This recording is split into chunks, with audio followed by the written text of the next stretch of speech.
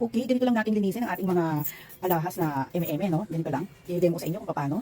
Ito talaga is super legit na talagang hindi nagbabago ng kulay, ha, itong mga to. So pagka napawisan mo na, nagamit mo na, napawisan mo na, ganito lang po ang gagawin mo para manatiling maganda ang iyong alahas.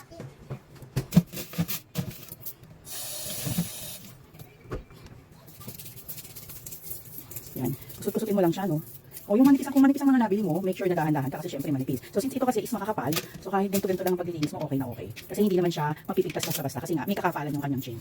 So ganyan-ganyan lang po ha. Ganito lang ako maglinis basta pagkatapos ko siyang suotin, gamitin ko siya maghapon. Depende kung anong oras ako uuwi, no? Pero nagtatagal siya talaga sa akin pagka umalis ako. Gamit-gamit ko. So damay na natin itong mga singsing na to na talaga namang sobrang ganda, sobrang legit. Nakakakala mo tunay, ano? So yan, hindi kakaiba kasi yung design ng aking mga singsing. So ganyan lang po ha, ganito lang ang aking proper care dito. So wala talagang magbabago dito ha, mga sisi ko. Yan. Tapos kuha lang kayo ng any pamunas, wag lang towel. Kasi alam mo kung bakit wag towel? Kasi yung yung mga tawag dito, yung mga pwede kasi may possibility yung towel na pumasok diyan sa no. Yung mga hibla, yung mga himul-himul. Ayan, kung nakikita niyo, tingnan niyo naman kung gaano siya kaganda at saka kumilang siya lalo, ha? Ganyan lang siya. Make sure na matatanggal niyo yung sabon kasi talagang yung mga ganito nanudot yung mga pawis natin. So pag hindi mo talaga inalagaan yan, magbabago ng kulay yan. Mawawala yung kanyang shiny. So para bumalik lang siya sa pagka-shiny niya, sa original kung paano mo siya pinili, ganito lang po ang gawin mo, ha? Ayan. So pupunasan natin yan. Napakabilis lang po at wala naman pong pagbabago. Lalong shumayin. Hintayin nyo pa ako, kukuha lang ako ng tuwalya. Ay, ng tuwalya, ng pamunas.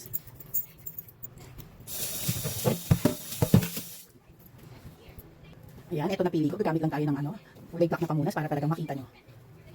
Ayan. So, punasan nyo lang siya kung makikita nyo talagang quality niya. Ayan. So, ayan ha, napakaganda ulit. Parang walang pinagbago. So,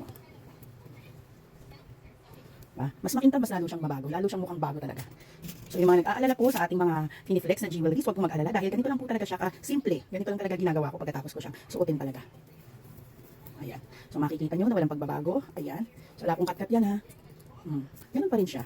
So dishwashing po yung ating ginamit ha. Kung napanood nyo yung sa aking sa aking mga previous video, meron naman akong mga nilublog din na na mga alahas nating suot-suot during yung live ko sa full side. Ayan. Pati yung ating relo. Ganun din. So ganito lang po kasimple mga sisi ko ha. Huwag po kayong matakot bumili nito. Ayan. Ganyan lang siya kasimple. Ganyan din siya babalik sa dati. Okay? Tatakot ka pang bumili. Pang araw-araw po, palitan nyo na yung inyong mga totoo ha. Gawin nyo na lang yun as in investment. Ayan. So, palitan nyo na po kung everyday use lang. Ito na rin po ang gamitin nyo. See?